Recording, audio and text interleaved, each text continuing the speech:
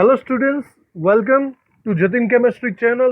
ફરીથી આપનું સ્વાગત છે. અહીંયા ધ સોલિડ સ્ટેટ 12મા ધોરણનું ફર્સ્ટ ચેપ્ટર આપણે ભણીએ છીએ. 19મા લેક્ચર સુધી આપણે આવી ચૂક્યા છીએ. અર્ધવાહકોની અંદર વિદ્યુતનું વહન આપણે આજે આ લેક્ચરમાં શીખવાના છીએ. અગાઉના લેક્ચરમાં આપણે બેન્ડ થિયરી, પટ સિદ્ધાંત, ધાતુઓની અંદર વિદ્યુતનું વહન શીખી ચૂક્યા છીએ. મારું નામ છે જતિન પીપલિયા. ચાલુ કરીએ 19મો લેક્ચર અર્ધવાહકો વિશે. ચલો, તો આ લેક્ચરની અંદર આપણે અર્ધવાહકની ડિસ્કશન કરવાની છે.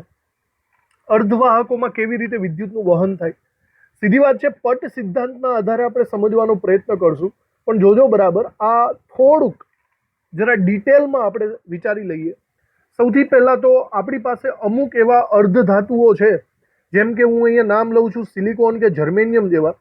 આ સિલિકોન અને જર્મેનિયમનો જો પટ સિદ્ધાંત કરવામાં આવે, બેન્ડ થિયરી કરવામાં આવે, તો એ લોકોનો પટ સિદ્ધાંત કંઈક આવો થશે.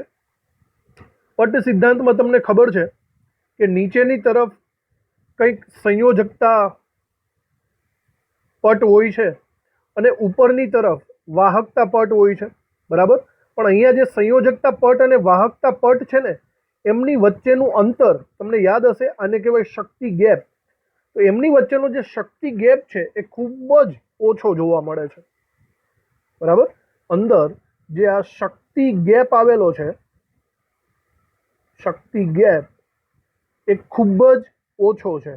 તો આના કારણે શું થશે ભાઈ? આના કારણે સંયોજકતા પટમાં જે ઇલેક્ટ્રોન્સ છે ને, એમાંથી અમુક ઇલેક્ટ્રોન કૂદકો મારીને ઉપર જવા માટે સમર્થ બનશે. બધા નહીં બને, પણ ગેપ ઓછો હોવાથી કૂદકો મારીને તે સીધા ઉપર તો અમુક તો ચાલ્યા જ જશે, ઓછા પ્રમાણમાં જશે.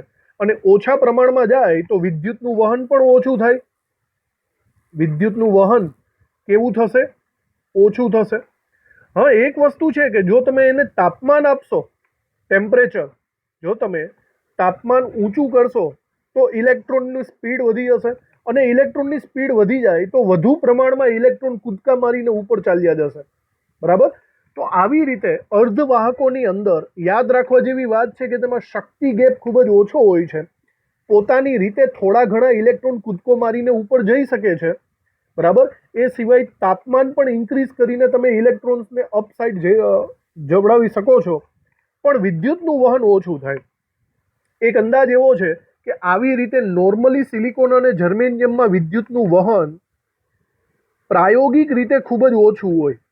પ્રાયોગિક રીતે આ જે વિદ્યુતનું વહન છે તે ખૂબ જ ઓછું છે ભાઈ. પ્રાયોગિક રીતે એટલે પ્રેક્ટિકલી તમે અહીંયા પેપર ઉપર પણ દર્શાવી શકો છો કે ભાઈ જો ઇલેક્ટ્રોન કૂદકો મારીને ઉપર ચાલ્યા ગયા, બરાબર. પણ પ્રેક્ટિકલ કરવા જશો તો પ્રેક્ટિકલથી તમને વિદ્યુત મળશે જ નહીં, બહુ ઓછો વિદ્યુત પ્રવાહ મળશે. તો પ્રેક્ટિકલી એ કંઈ ઇમ્પોર્ટન્સ નથી. તો સિલિકોન અને જર્મેનિયમથી વિદ્યુતનું વહન સમજો કે ઓલમોસ્ટ થતું જ નથી, બહુ ઓછું થાય છે. તો હવે આપણે એક વસ્તુ કરી શકીએ. આ જે બહુ ઓછું વિદ્યુતનું વહન થાય છે ને, તો આપણે એનું ડોપિંગ કરી શકીએ. સાંભળજો, આ બધું શોર્ટકટમાં કહું છું, ત્યારબાદ આપણે લેન્ધી લખાણ લખશું. તો સૌથી પહેલાં તો મેં કહી દીધું કે નોર્મલી કુદરતી રીતે વિદ્યુતનું વહન ઓછું થાય છે. જો તમારે આનાથી પણ વધારે વિદ્યુતનું વહન કરાવવું હોય તો તમારે એક પ્રક્રિયા કરવી પડશે જેનું નામ છે ડોપિંગ, બરાબર. આ ડોપિંગ એક પ્રક્રિયા છે જેમાં સિલિકોન જર્મેનિયમમાં કંઈક અશુદ્ધિ ઉમેરશું. ડોપિંગના કારણે આપણને બે ટાઈપના અર્ધવાહકો મળશે, એક એન ટાઈપનો અને એક પી ટાઈપનો. તો મતલબ આનાથી ઠીકઠાક વિદ્યુતનું વહન વધારે થઈ જશે. પણ હજી તમારે વિદ્યુતનું વહન આના કરતાં પણ હાઈ લેવલનું કરવું હોય તો ડોપિંગ પછી પણ તમે કંઈક કરી શકો છો. ડોપિંગ પછી તમે એનો ડાયોડ બનાવી શકો છો. ડાયોડમાં એકદમ હાઈ લેવલની વિદ્યુત વાહકતા થશે. ડાયોડ NPN અને PNP ટાઈપના થશે, જે હાલમાં રેડિયો ટ્રાન્ઝિસ્ટરની અંદર વપરાતા સાધનો છે. તો બસ જો આટલી વસ્તુ મેં એકદમ શોર્ટકટમાં તમને કહી દીધી. આટલી વસ્તુને આપણે ભણવાના છીએ. પહેલાં સિલિકોન અને જર્મેનિયમની નોર્મલ વાત, કુદરતી રીતે શક્તિ ગેપ ઓછો છે, ટેમ્પરેચર વધારો તો વધારો, પણ પ્રાયોગિક રીતે કામનું નથી. ત્યારબાદ વધારે વિદ્યુત વહન કરાવવું હોય તો ડોપિંગ કરવું પડે. ડોપિંગનો એક આખો સવાલ આપણે અલગથી જ ભણશું, બહુ મોટો સવાલ થશે. અને ડોપિંગ કરતાં પણ વિદ્યુતનું વહન જોરદાર વધારે કરાવવું હોય તો શું બનાવવો પડશે? ડાયોડ. તો આટલી વસ્તુ આપણે અર્ધવાહકોના વિદ્યુત વહનમાં કરવાના છીએ. આને મેં શોર્ટકટલી તમને સમજાવી દીધી. હવે આપણે ડિટેલમાં સમજીએ. તો ચલો નોટબુકમાં આપણે એને પદ્ધતિસર લખીએ. સૌથી પહેલા તો આકૃતિ દોરવી જરૂરી છે. બરાબર રીતે આકૃતિ દોરી લ્યો, નામ નિર્દેશ વાળી. નીચેની સાઈડ સંયોજકતા પટ આવેલો છે, ઉપરની સાઈડ વાહકતા પટ આવેલો હોય છે, અને જે મિડલમાં જરાક એવો નાનો એવો ખાલી ગેપ છે, આપણે એને નામ આપશું શક્તિ ગેપ. શક્તિ ગેપ અહીંયા ખૂબ જ ઓછો દર્શાવવાનો છે. બરાબર, ચલો નોંધ કરીએ આપણે, ત્યારબાદ મુદ્દા વાઇઝ બધું લખીએ. તો સૌથી પહેલા મુદ્દામાં આપણે લખવાનું ચાલુ કરીએ.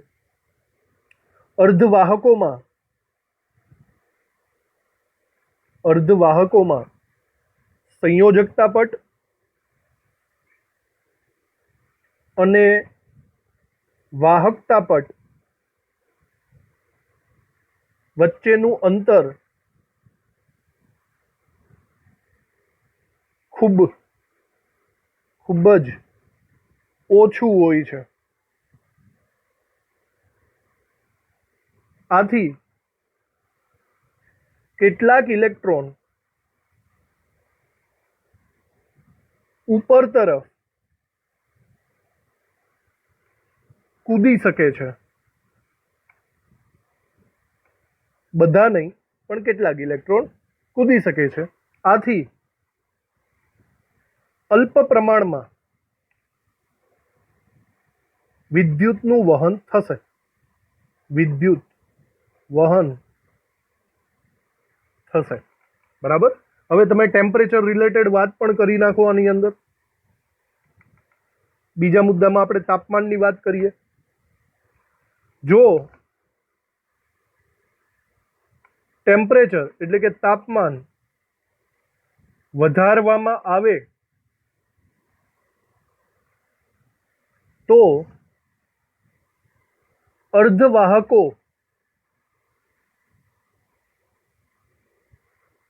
ની વિદ્યુત વાહકતા વધે છે.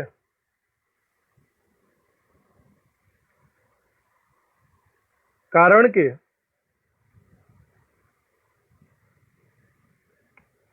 કે એના કારણે બધા ગતિમાં પુનરાવર્તન થશે. એટલે કે આપણે લખવું પડશે કારણ કે તાપમાનના વધારાથી, ટેમ્પરેચરના વધારાથી મળતી ઉર્જાના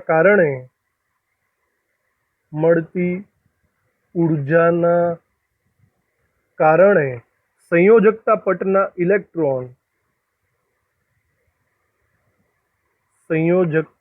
પટના ઇલેક્ટ્રોન વાહકતા પટમાં જઈ શકે છે.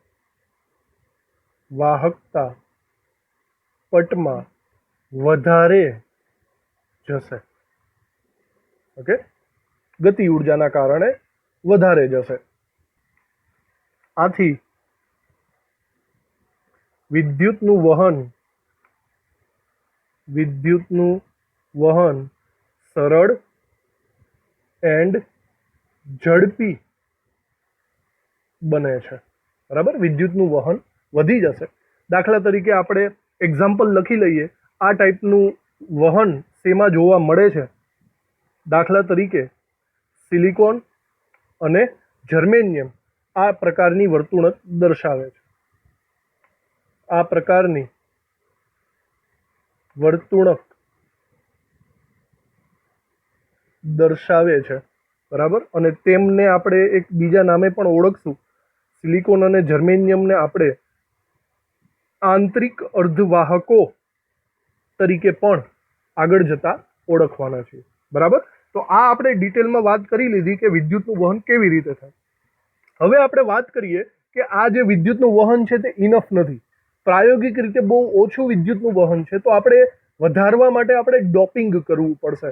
તો ડોપિંગનું એક વાક્ય લખી નાખીએ આપણે નવા મુદ્દામાં. આવા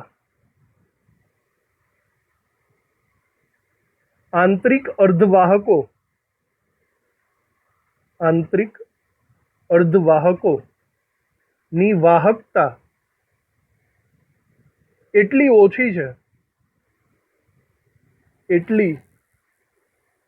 ઓછી છે કે તેનો પ્રાયોગિક રીતે ઉપયોગ શક્ય નથી, પ્રાયોગિક રીતે ઉપયોગ થઈ શકતો નથી. તમે પ્રેક્ટિકલી એને ક્યાંય વાપરી શકશો નહીં. માટે તેમની વાહકતા વધારવા માટે તેમાં અમુક અશુદ્ધિઓ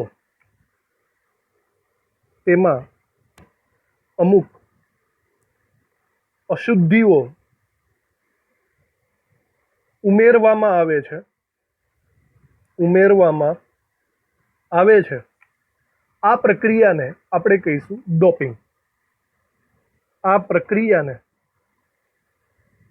ડોપિંગ કહે છે. સિલિકોન અને જર્મેનિયમમાં અમુક ચોક્કસ અશુદ્ધિઓ ઉમેરશું તો એનું વિદ્યુત વાહકતા વધી જશે. કેવી રીતે વધશે એ આપણે અલગ સવાલ જ લઈએ. હાલ પૂરતું આ પ્રક્રિયાને આપણે ડોપિંગ એવું નામ આપવાનું છે. બરાબર. અને આ ડોપિંગ કેવી રીતે શક્ય બને એ આપણે નેક્સ્ટ સવાલમાં જોઈએ. તો ચલો, આ શરૂઆતની વાત થઈ ગઈ. હાલ પૂરતું અર્ધવાહકોની અંદર વિદ્યુત વહન ખૂબ જ ઓછું થાય, પ્રાયોગિક રીતે પોસિબલ નથી એવું આપણે સમજી લીધું. ચલો, તો હવે આપણે સવાલ સમજીએ, અર્ધવાહકોમાં ડોપિંગ કેવી રીતે થાય, વિદ્યુત વાહકતા કઈ રીતે વધે. તો સૌથી પહેલા સમજો કે અહીંયા ડોપિંગ બે પ્રકારે અલગ અલગ રીતે થશે. બરાબર. તમારે જે સિલિકોન કે જર્મેનિયમ છે એની અંદર બે વસ્તુઓ ઉમેરી શકો છો. કાં તો એની અંદર ઇલેક્ટ્રોન સમૃદ્ધ તત્વો ઉમેરો. ઇલેક્ટ્રોન સમૃદ્ધ તત્વો ઉમેરવાથી ડોપિંગ થશે. કાં તો એની અંદર ઇલેક્ટ્રોનની ઉણપ ધરાવતા તત્વો ઉમેરવાથી થશે. બરાબર.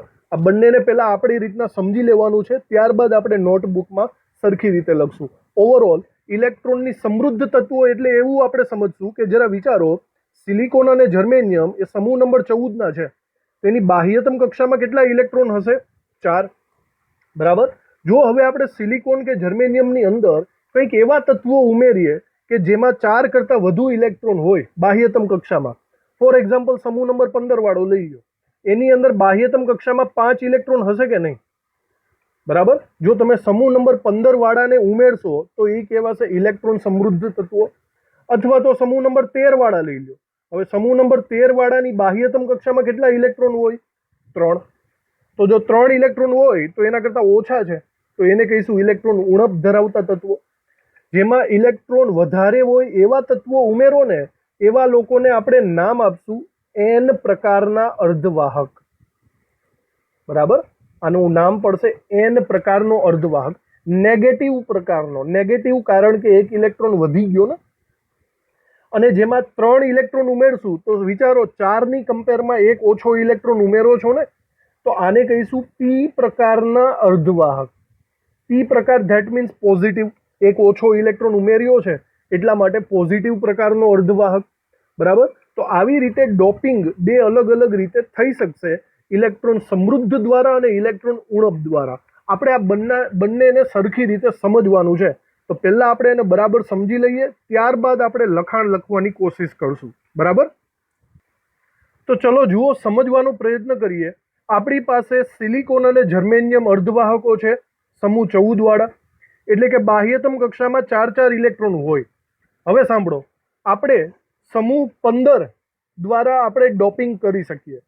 સમૂહ 15 આપણે આને કહીશું ઇલેક્ટ્રોન સમૃદ્ધ તત્વ, કારણ કે આની પાસે 5 ઇલેક્ટ્રોન હોય. સમજાય છે ને?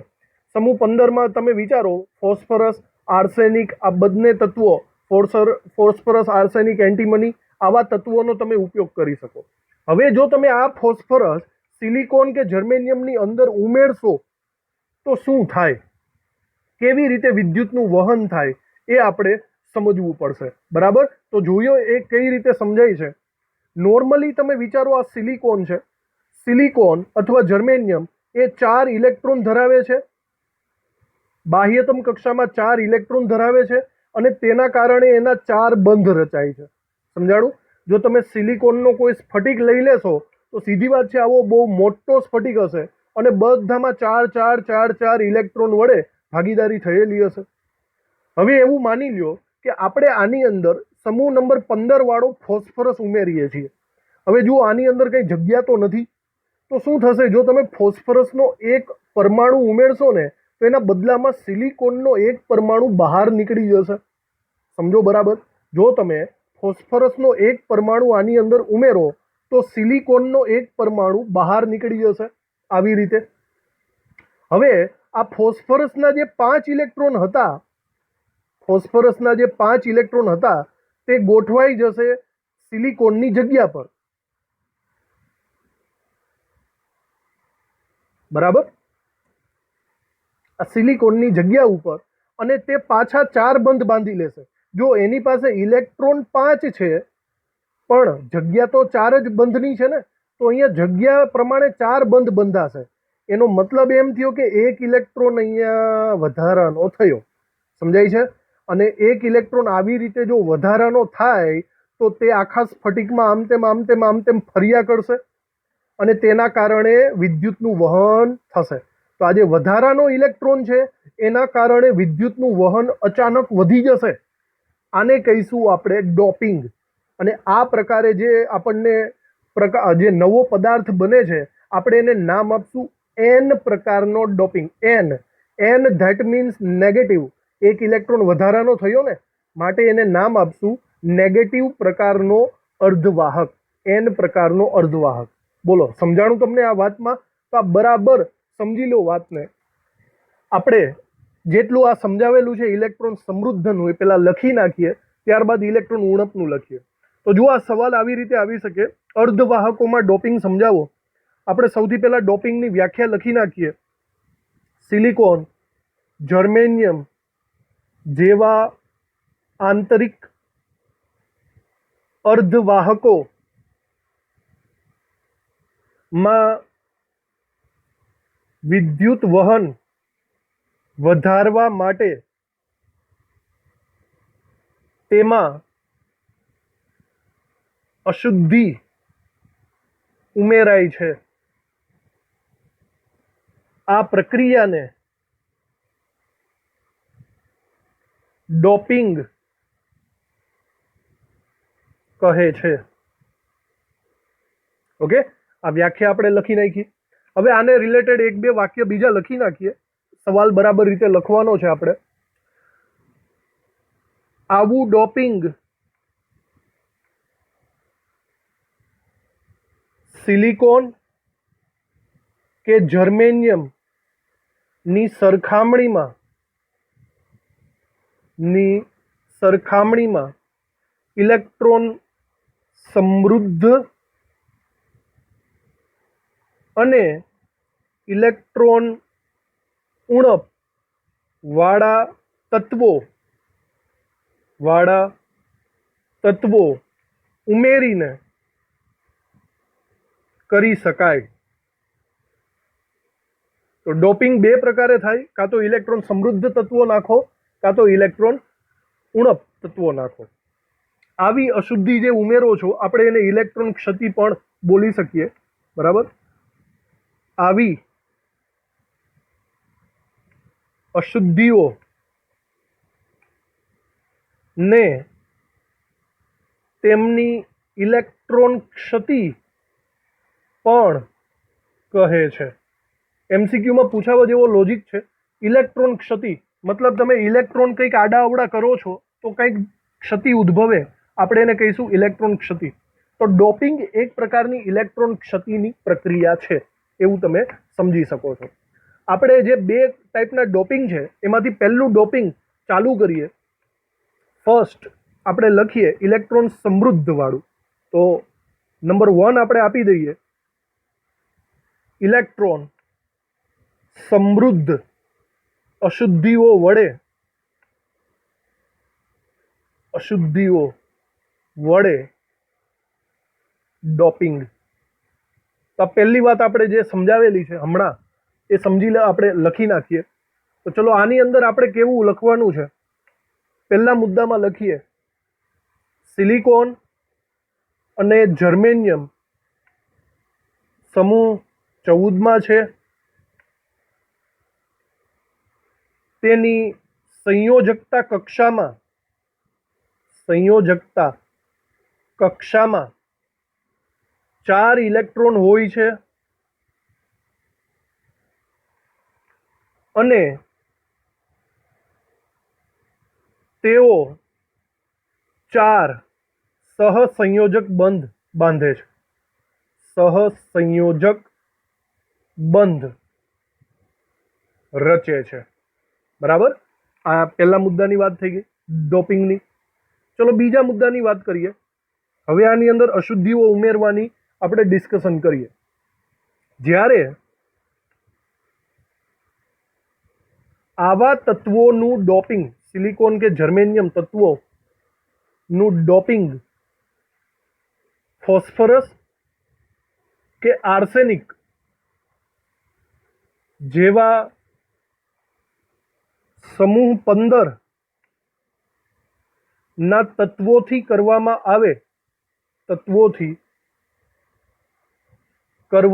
આવે કે જેની સંયોજકતા કક્ષામાં સંયોજકતા કક્ષામાં 5 ઇલેક્ટ્રોન હોય છે. જો આવી રીતે તમે ડોપિંગ કરશો તો અહીંયા આપણે લખીએ ત્યારે ફોસ્ફરસ અથવા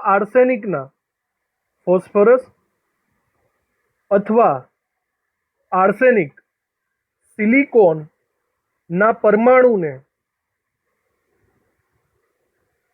વિસ્થાપિત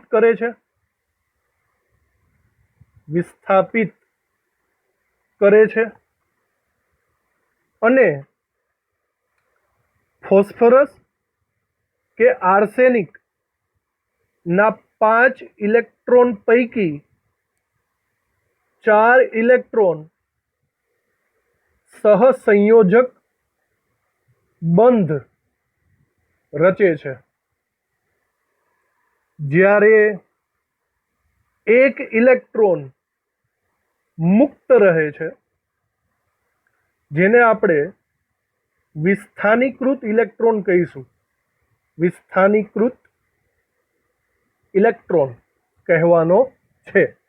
આ વિસ્થાનીકૃત ઇલેક્ટ્રોનના કારણે વાહકતામાં વધારો થશે. તેના કારણે સિલિકોનના સ્ફટિકમાં વિદ્યુતીય વાહકતા વધશે. બરાબર. તેના કારણે વિદ્યુતના વહનમાં આપણે વધારો કર્યો છે એવું કહી શકાય. આવી રીતે જે વિદ્યુતનું વહન થાય છે એને કહીશું એન પ્રકારના અર્ધવાહકો. છેલ્લી લીટી પણ લખી નાખીએ. અહીં વાહકતામાં વધારો ઋણ વીજભારિત વધારાના ઇલેક્ટ્રોનના કારણે થાય છે. આ વધારાના ઇલેક્ટ્રોનના કારણે થાય છે એના પરથી એનું નામ પડશે એન પ્રકારના.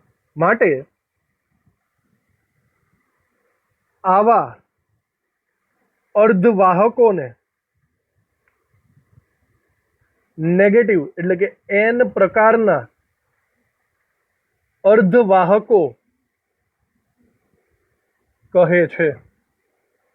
તો આ યાદ રાખજો. એન પ્રકારના અર્ધવાહકો એટલે કે નેગેટિવ પ્રકારના અર્ધવાહકો શેના દ્વારા થાય તો એ બધું આપણને પૂછી શકે છે. તો આ વસ્તુ આપણે જોઈ લીધી એન પ્રકારના અર્ધવાહકોની. ત્યારબાદ હવે આપણે જોવાનું છે સેકન્ડ ટાઈપ. સેકન્ડ ટાઈપ રહેશે આપણા માટે ઇલેક્ટ્રોન ઉણપવાળી અશુદ્ધિ. ઇલેક્ટ્રોન ઉણપવાળી અશુદ્ધિઓ વડે ડોપિંગ. ઇલેક્ટ્રોન સમૃદ્ધ વડે કરશો તો એન પ્રકાર મળશે અને ઇલેક્ટ્રોનની ઉણપ વડે કરશો તો પી પ્રકાર મળશે. તો જોઈએ આ ઇલેક્ટ્રોન ઉણપવાળી અશુદ્ધિઓ કેવી રીતે આપણે સમજવાની છે. તો જુઓ, ફરીથી સમજવાનો પ્રયત્ન કરો. આપણી પાસે છે સિલિકોન અને જર્મેનિયમ, જે સમૂહ નંબર 14ના છે. બાહ્યતમ કક્ષામાં 4 ઇલેક્ટ્રોન છે.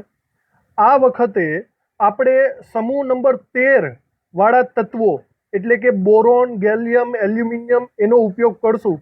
આ બોરોન, એલ્યુમિનિયમ, ગેલિયમ વાળા તત્વોને જો આની અંદર ઉમેરીએ તો આમાં બાહ્યતમ કક્ષામાં 3 ઇલેક્ટ્રોન હોય છે. બરાબર. તો તેના કારણે કેવી રીતે ફરક પડશે? તો સિલિકોન, જર્મેનિયમની અંદર જો બોરોન, એલ્યુમિનિયમ અથવા ગેલિયમ ઉમેરવામાં આવે તો શું થાય? હવે આ સમૂહ નંબર 13ની બાહ્યતમ કક્ષામાં તો 3 જ ઇલેક્ટ્રોન હોય આવી રીતે. તો જો તમે સિલિકોનની અંદર ઉમેરશો તો 1 ઇલેક્ટ્રોન ઓછો દેખાશે. દાખલા તરીકે આ સિલિકોનનો સ્ફટિક છે અને તેની જગ્યાએ બોરોન આવી ગયો, તો અહીંયા 3 જ ઇલેક્ટ્રોન છે, તો એનો મતલબ 3 જ બંધ બાંધી શકશે. બરાબર. તો જો 3 બંધ બાંધે તો 1 જગ્યા ખાલી પડશે. એનો મતલબ 1 ઇલેક્ટ્રોન વધારે રહેશે પણ 1 બંધ જ ઓછો થઈ ગયો એવું તમે કહી શકો છો.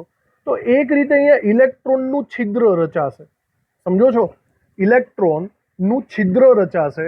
આપણે એ ઇલેક્ટ્રોનના છિદ્રને આધારે વાહકતા સમજવાની છે. તો તમે એવું સમજો કે આ ઇલેક્ટ્રોનનું છિદ્ર કેવી રીતે વિદ્યુતનું વહન કરી શકે. આ ઇલેક્ટ્રોનનું છિદ્ર એકચ્યુઅલી ધન વીજભારિત છિદ્ર તરીકે ઓળખાય છે. તમે સમજો, આ ઇલેક્ટ્રોનનું છિદ્ર, એમાં થશે એવું કે બાજુના ઇલેક્ટ્રોન એ છિદ્રની અંદર ભરાઈ જશે.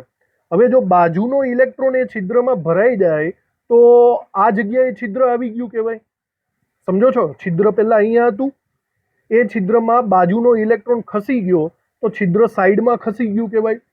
તો જો તમે હવે આવા સિલિકોન કે જર્મેનિયમના સ્ફટિકને વિદ્યુત ક્ષેત્રની અંદર પસાર કરો, મતલબ વિદ્યુત ક્ષેત્ર એની અંદર પસાર કરો એવી રીતે સિસ્ટમ ગોઠવો એનોડ અને કેથોડ ઉપર.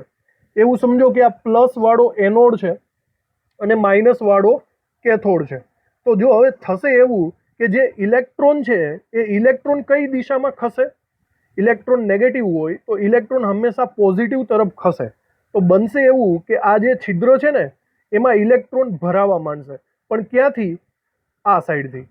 તમે સમજો, આ સાઈડથી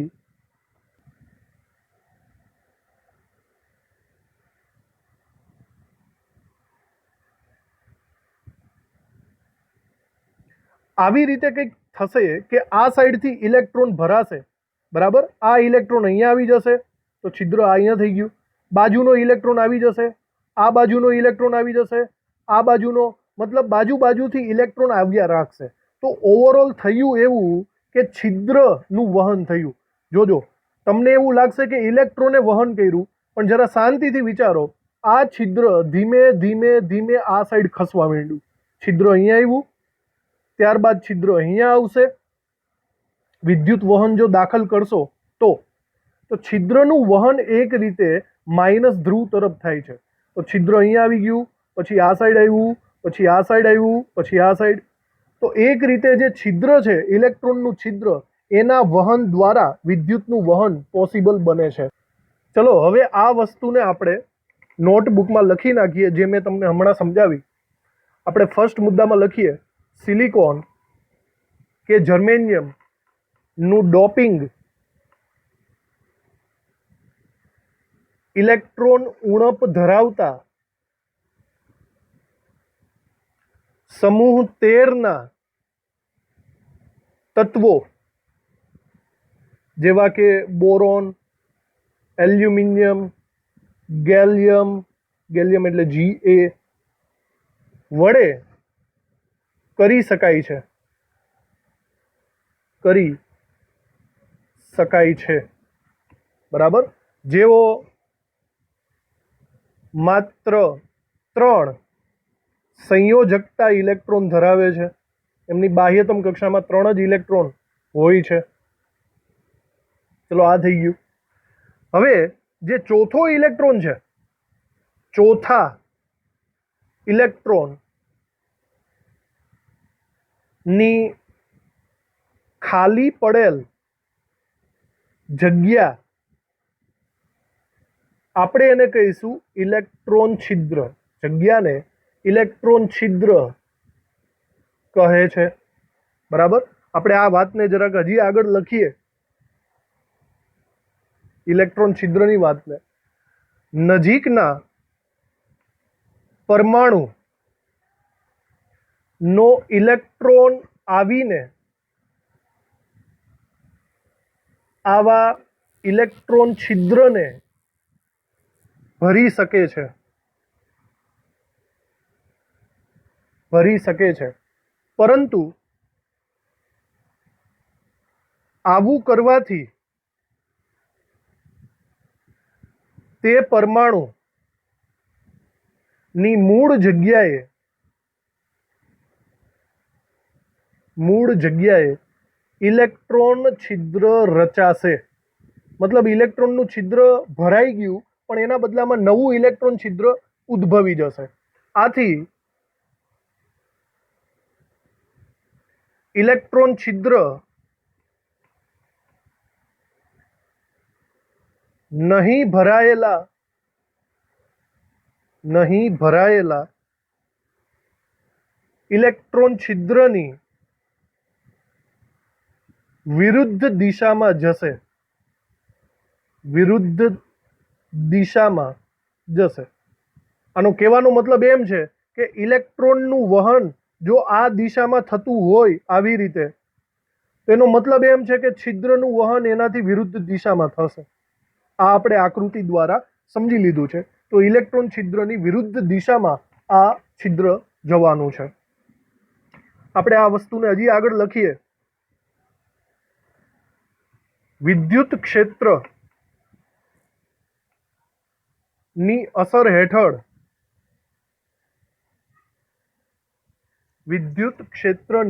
અસર હેઠળ ઇલેક્ટ્રોન ધન વીજભારિત પ્લેટ તરફ ગતિ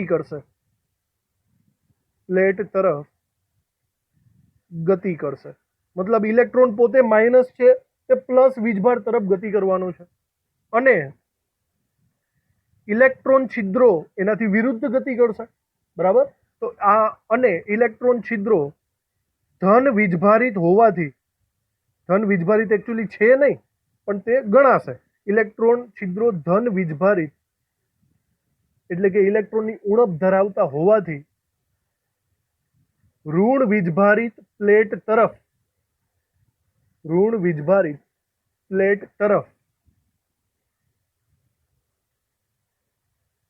ગતિ કરશે. બરાબર. આવી રીતે જે અર્ધવાહક બને આપણે એને કહીશું પી પ્રકારનો અર્ધવાહક. આવા અર્ધવાહકોને પી પ્રકારના પોઝિટિવ પ્રકારના અર્ધવાહકો કહે છે. બરાબર. તો એન પ્રકારનો અર્ધવાહક હતો તે ઇલેક્ટ્રોન દ્વારા વિદ્યુતનું વહન કરતો હતો, અને પી પ્રકારનો અર્ધવાહક છે તે છિદ્ર દ્વારા, હવે છિદ્ર પોતે ધન વીજભારિત છે, એના દ્વારા વિદ્યુતનું વહન કરે છે. તો આવી રીતે આપણે એન પ્રકાર અને પી પ્રકાર બંનેને આપણે સિસ્ટમેટિકલી જોઈ લીધા છે, જેનાથી વિદ્યુતનું વહન વધારે થવાનું છે. તો હવે આપણે આના પછી ચર્ચા કરવાનું છે કે ડોપિંગ કરતાં પણ વધારે શેમાં એનું વિદ્યુત વહન વધારે થશે. તો આપણે હવે આગળ વાત કરવાની છે ડાયોડ વિશે.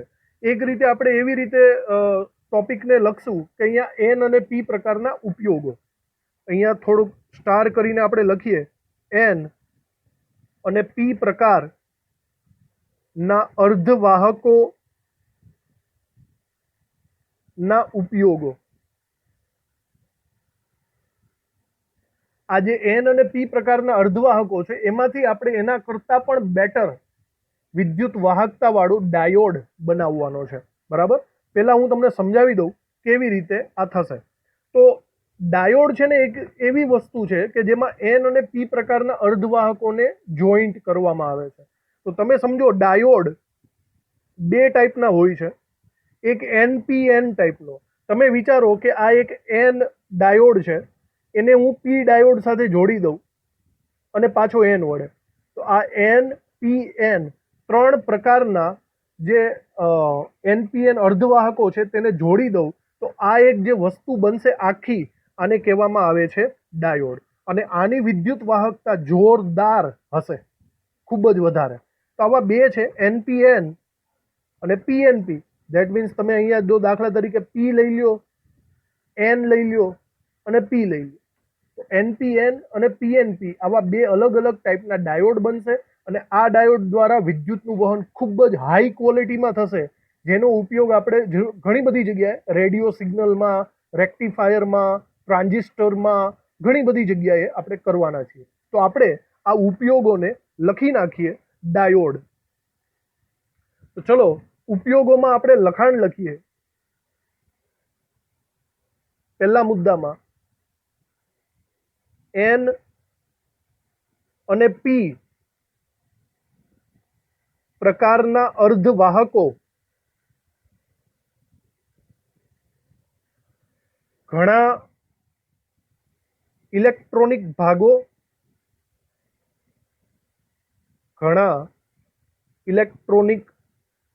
ભાગો, અને ઘટકો બનાવવામાં વપરાય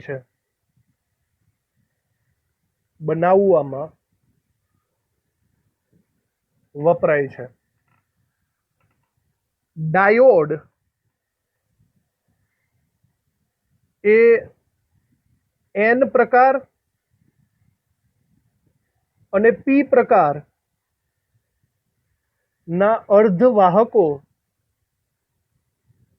નું જોડાણ છે.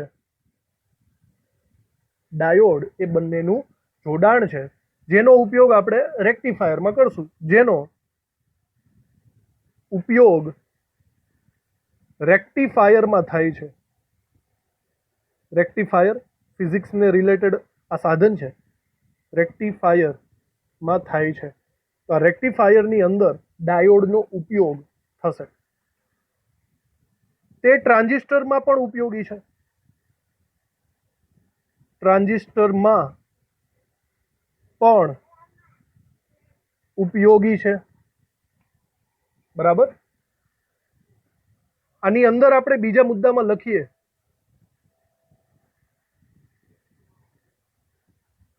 એક પ્રકારના અર્ધવાહકને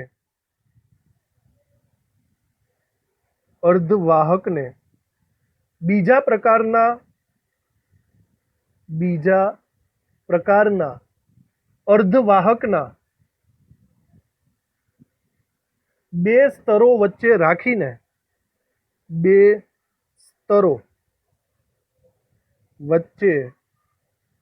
રાખીને ટ્રાન્ઝિસ્ટર બનાવવામાં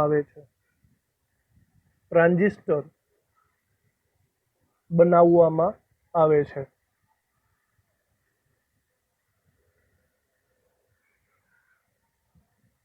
બરાબર. પીએનપી અને એનપીએન આવી રીતે. પીએનપી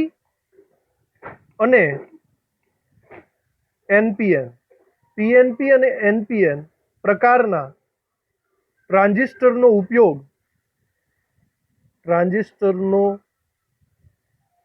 ઉપયોગ રેડિયો અને ઓડિયો સિગ્નલોને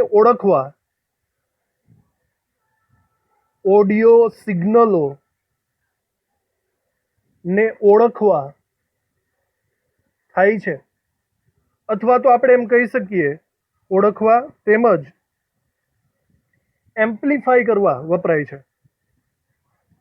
એમ્પ્લિફાય એટલે તમને સાંભળ્યું જ હશે, એમ્પ્લિફાયર. ધેટ મીન્સ એને ઇન્ક્રીઝ કરવું, વધારવું. આ સિગ્નલોને વધારવા માટે, એમ્પ્લિફાય કરવા માટે વપરાય છે. ઓકે, આવી રીતે. અને એક લાસ્ટ એનો ઉપયોગ છે ફોટોડાયોડમાં. ફોટોડાયોડ પણ શબ્દ સાંભળ્યો જ હશે. પ્રકાશ ઉર્જાનું વિદ્યુત ઉર્જામાં રૂપાંતર કરે. મતલબ તમારા કેલ્ક્યુલેટરમાં જે સોલાર પેનલ ચિપ આવેલી છે તે, તો જે એ ફોટોડાયોડ છે એની અંદર પણ આવા ટ્રાન્ઝિસ્ટર વપરાય છે. સૌર કોષ, સોલાર પેનલ, સૌર કોષ એક કાર્યક્ષમ ફોટોડાયોડ છે, ફોટોડાયોડ છે, બરાબર. તેમાં પ્રકાશ ઉર્જાનું વિદ્યુત ઉર્જામાં રૂપાંતર થશે. પ્રકાશ ઉર્જાનું વિદ્યુત ઉર્જામાં રૂપાંતર થાય છે. તો આવી રીતે આખો આ ટોપિક અહીંયા મતલબ અર્ધવાહકોનું વિદ્યુત વહન દરેક રીતે પૂરું થયું. નોર્મલ વિદ્યુત વહન ત્યારબાદ આપણે જોયું ડોપિંગ, અને ડોપિંગ પછી આપણે જોઈ લીધું છે ડાયોડ. આવી રીતે આ ટોપિક અહીંયા પૂરો થાય. આપણે સમથિંગ એક્સ્ટ્રા માહિતીઓ પણ જે લખવાની છે MCQ ને રિલેટેડ એ પણ જરા જોઈ લઈએ. એક્સ્ટ્રા માહિતી, આ જે સમૂહ 14 ની લગતી વાતો છે એની અંદર એક્સ્ટ્રા માહિતી તરીકે તમે અહીંયા એવું લખી શકો છો કે જેવી રીતે સમૂહ 14 ના તત્વોને આપણે ડાયોડ બનાવીને વિદ્યુતનું વહન કરી શકીએ છીએ, મતલબ તે લોકો અર્ધવાહકો બની શકે છે, એવી રીતે આપણે બીજાને પણ અર્ધવાહકો બનાવી શકાય. દાખલા તરીકે સમૂહ નંબર 13 અને સમૂહ નંબર 15 નું કોમ્બિનેશન.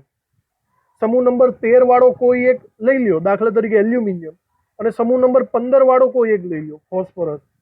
તો એલ્યુમિનિયમ અને ફોસ્ફરસ બંનેનું જોડાણ થાય ને, તો એ પણ એક અર્ધવાહક તરીકે વર્તે છે. સમજો. આવું જ એક બીજું કોમ્બિનેશન છે સમૂહ નંબર 12 અને સમૂહ નંબર 16 નું. સમૂહ નંબર 12 અને સમૂહ નંબર 16, એટલે એમાં પણ તમે જો આ બંનેને ભેગા કરશો તો તે અર્ધવાહક તરીકે વર્તશે, અને તે આપણને જુદી જુદી રીતે ટ્રાન્ઝિસ્ટરમાં, રેડિયોમાં, એમ્પ્લીફાયરમાં, ગમે ત્યાં ઉપયોગમાં આવી શકશે. બરાબર. તો આવી રીતે આને આપણે લખી નાખીએ બરાબર રીતે, જે MCQમાં પૂછાવા લાયક થશે. તો આપણે અહીંયા લખીએ સિલિકોન અને જર્મેનિયમ સમૂહ 14 ના તત્વો છે.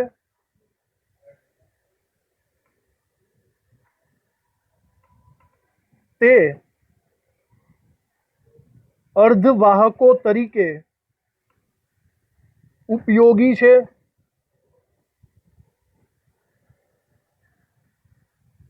આવી જ રીતે સમૂહ 13 અને 15 ના સંયોજનો 13 અને 15 દ્વારા રચાતા સંયોજનો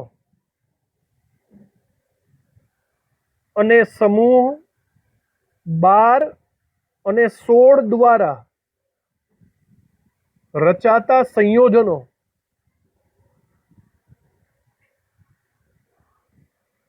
અર્ધવાહકો તરીકે વર્તી શકે છે. એવી રીતે વિદ્યુતનું વહન કરી શકે છે. દાખલા તરીકે આપણે ફર્સ્ટ વાત કરીએ સમૂહ 13 અને 15 ના સંયોગીકરણથી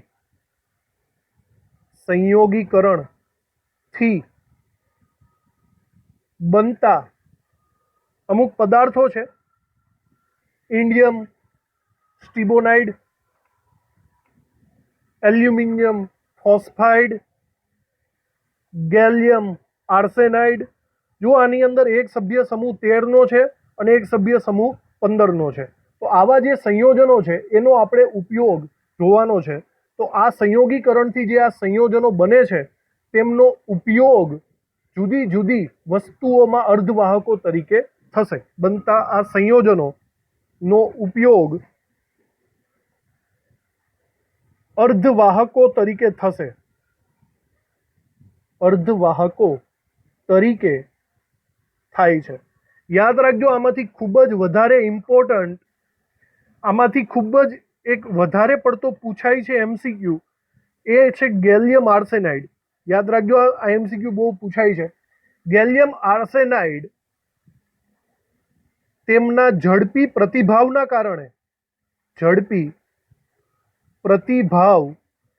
કારણે અર્ધવાહકો ધરાવતી વસ્તુઓએ ધરાવતી વસ્તુઓએ ક્રાંતિ સર્જી છે. ક્રાંતિ સર્જી છે. આ એમસીક્યુ પૂછાય છે. ખૂબ જ વધારે પડતું ગેલિયમ આર્સેનાઇડ આજના જમાનામાં વપરાય છે. કારણ છે એનો સ્પીડલી સ્વભાવ, ઝડપી પ્રતિભાવ. એના કારણે આ વધારે પડતો વપરાય છે. સમૂહ 13 અને 15. આ સિવાય બીજા સંયોજનો પણ છે જેની ચર્ચા આપણે કરી લઈએ. આ સિવાય જો હું વાત કરું તો zinc sulphide, cadmium સેલ્યુરાઇડ, mercury telluride, બરાબર. આ સંયોજનો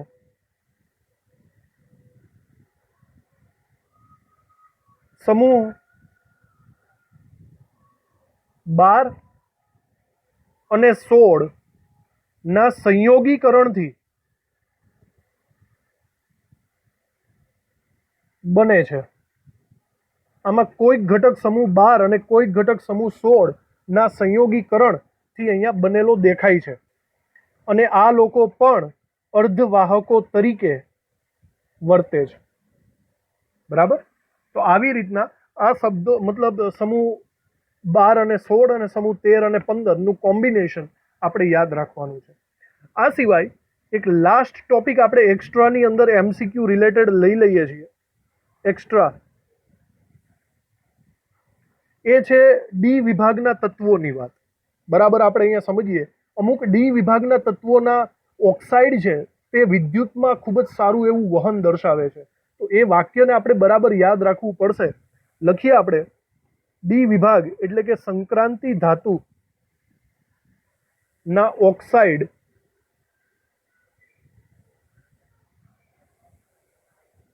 વિદ્યુત વહનમાં નોંધપાત્ર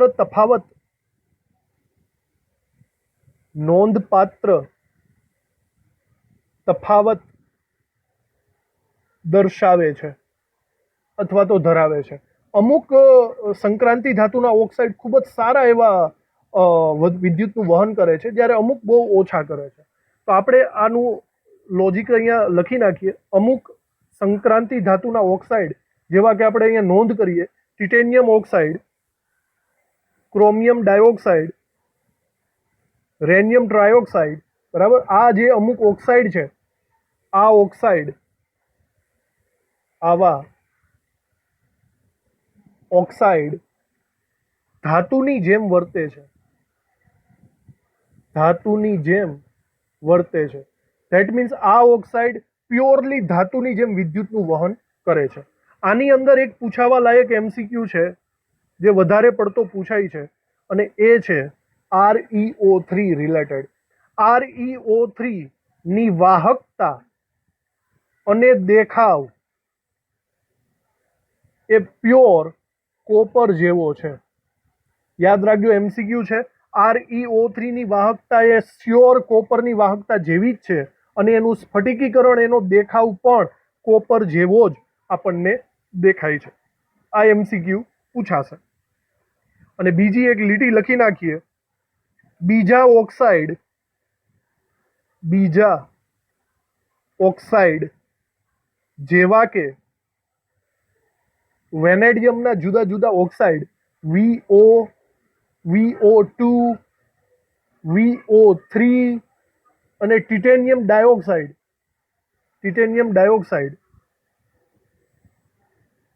તાપમાનને આધારે, ટેમ્પરેચર રિલેટેડ તાપમાનને આધારે ધાત્વિક અને અવાહક ના ગુણધર્મો દર્શાવે છે.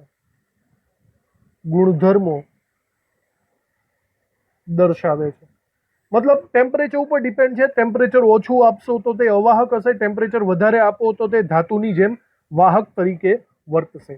તો આવી રીતે આ સંપૂર્ણ એક્સ્ટ્રા ટોપિક આપણે અહીંયા પૂરો કર્યો.